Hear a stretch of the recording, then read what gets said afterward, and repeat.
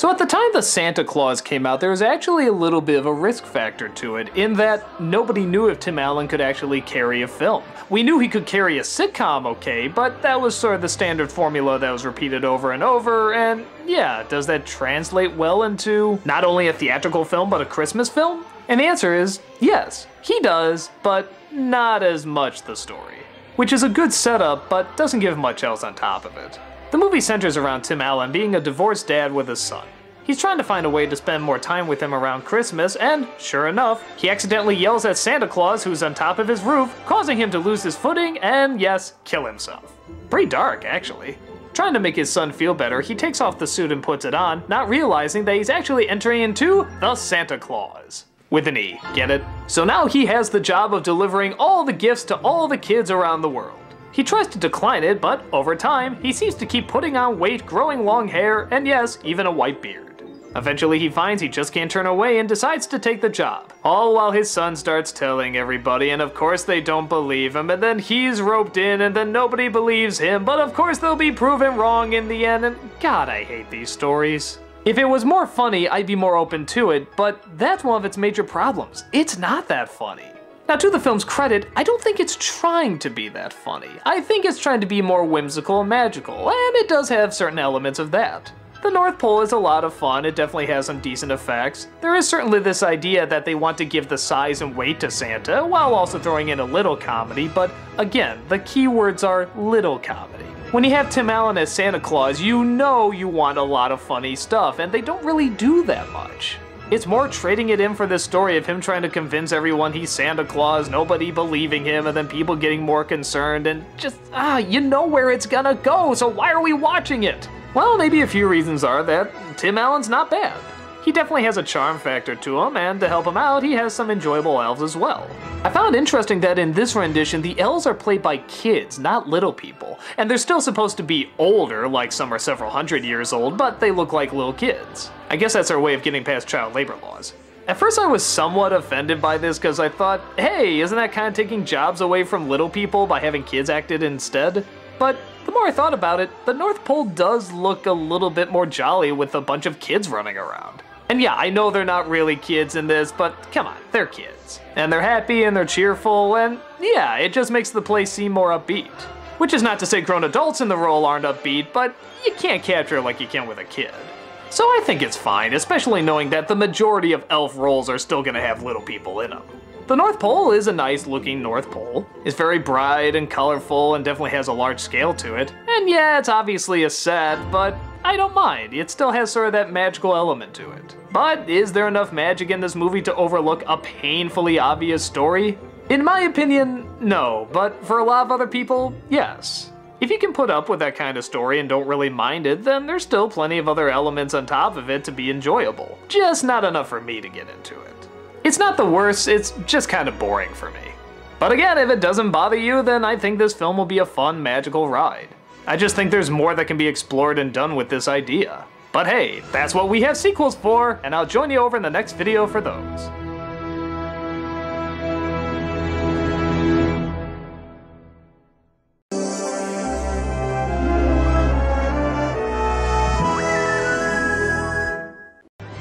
Well, it looks like I'm the only one who couldn't get into the original Santa Claus movie, as they made not one, but two sequels to this film, both with Tim Allen reprising the role.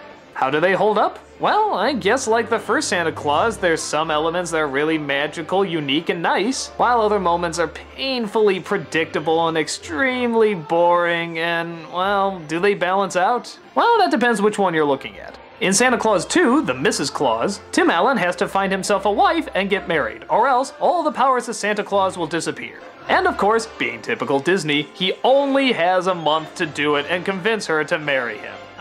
Shit like that makes this really stupid. But what makes it good are some really genuinely romantic elements. And yes, it's still done in a month, and that's weird, but if you look at everything else as kind of this first date and just a couple slowly falling in love, then actually it's not that bad.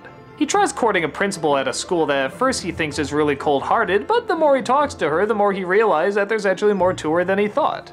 And their chemistry, I think, is totally believable and really charming, and leads to a lot of very nice romantic moments. But guess where it leads? That's right, he has to tell the truth about who he is. She gets angry and doesn't believe him, and it all starts over again. We saw it in the first film, it wasn't good then, why are we watching it again?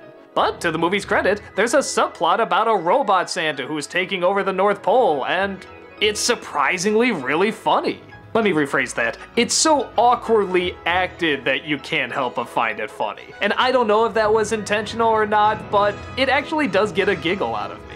But then you gotta sit through another subplot about his son being put on the naughty list, which really you don't need. You could have cut this and everything would have been fine. And he also had to sit through some incredibly unfunny moments where Tim Allen seems like a jerk and is really annoying, but then at other times he seems really charming and really nice, and at other moments the comic relief can be really funny, at other moments they can be really not funny, and oh, it's just all over the place. But for me though, I at least give the movie credit that's trying something different. For the most part. There's another Claus and there's another mission, but at the same time, we see more of the North Pole, and we see some really nice Christmassy moments, and we see Santa Claus actually being really charming, and yeah, Tim Allen actually is turning out to be a very unique kind of Santa Claus. It's still Tim Allen, but yeah, he sort of gives it his own spin. So I did find myself actually liking it enough, because yeah, there's enough unique things to it. The third one, on the other hand, is a bit of a different story. This one's called The Escape Clause, and we have Martin Short come in as Jack Frost, who's trying to totally dethrone Santa and take over his job. Well, that's all fine and good, but we have a subplot where his wife wants to bring her parents up, but they can't because they don't think they can keep a secret, so they try to convince him that it's Canada. Well, okay, that's kind of funny, that can work, but then we have yet another subplot with her about to give birth, and yet another subplot about him being too busy, and yet another subplot that's combining like 3 different movies where he goes back in time, and it's like he never existed as Santa, and what does that mean? So we sort of have Back to the Future and It's a Wonderful Life and the other Santa Claus movies, and any other movie you can throw in here that's not entirely original. There's still some strong elements, like I enjoy how a lot of the machines making the toys break down, so he has to make the bits of the toys that are still around into one other toy, a brand new toy that's actually pretty cool. Again, it's showcasing how the Tim Allen personality could actually make an okay Santa Claus. But the parents are miserable characters, most of the time it's just spent with people being unhappy, not getting many laughs, even Martin Short is really underplayed in his comedy. But the designs are still really nice, and I really enjoy these enchanted side characters like the Easter Bunny and Father Time and stuff like that. They were a good addition in the second film, and they make much more of an appearance here, and I really like them. But for me, there's just not enough fun to it, or comedy. So yeah, on the whole, I actually would kind of recommend the second one if you can get through some of the bullshit, but the third one just has too much bullshit for me. I give credit that they tried to do something new with the idea and at least try to evolve it, and when it works, it's great, but when it doesn't, it's a pretty awkwardly annoying Christmas. But hell, if you're a Christmas junkie like me, you're gonna see it anyway. So check it out and draw your own conclusions.